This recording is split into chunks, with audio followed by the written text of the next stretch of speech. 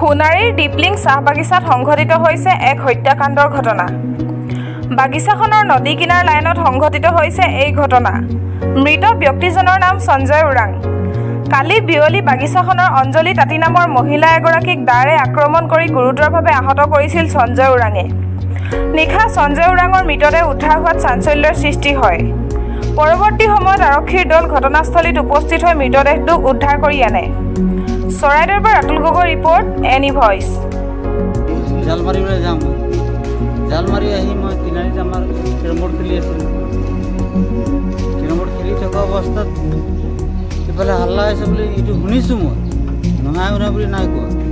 মই বোলে এনেকৈ হাল্লা কৰে থাকেও, তেতিয়াহে মানে বঙালীত কৈছিল। তো কোনো নাই তোৰাও দিয়ে কাজিয়া হৈছে, তো আমি গম নাই পাই। কাৰ কাৰ কাজিয়া হৈছে?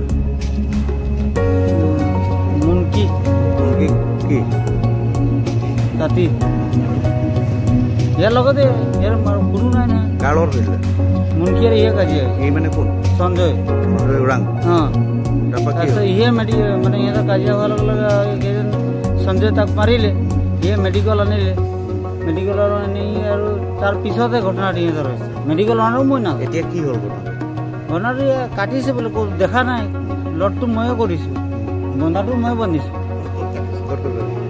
মই এইবোৰ নাই দেখা। অকল এই হাতটো যে মানে যেতিয়া বস্তাটো দিয়ে নাই, ত্ৰিপালখন বান্ধিছোঁ যে, এই একটোহে মই দেখিছোঁ। ডিঙিটো এইটো আমাৰ পোৱালিটো দেখিছোঁ। ডিঙি নাই? ডিঙিটো আছে পুৰা মানে ঘাপ, কেইবা মাৰিছে? মৰাটো মাৰিছে বুলি শুনিছোঁ মই। এতিয়া ইয়াতে আছে পোৱালিটো, মাতিলি। কোন জেগাত আৰু?